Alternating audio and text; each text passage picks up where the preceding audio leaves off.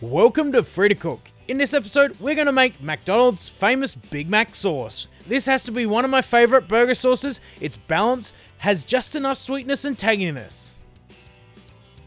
In a bowl, add half a cup of whole egg mayonnaise, followed by a large tablespoon of sweet relish. Then half a tablespoon of American mustard.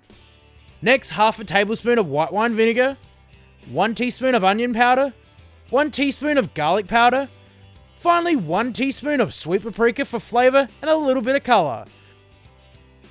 Mix it all together. Place it in the fridge until needed. There you have it, Macca's Big Mac sauce. This sauce is really easy to make and tastes great.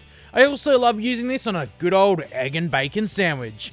If you found this recipe helpful, don't forget to share it, subscribe to the channel, like us on Facebook, follow us on Instagram, and if you have any recipe suggestions, leave them in the comments.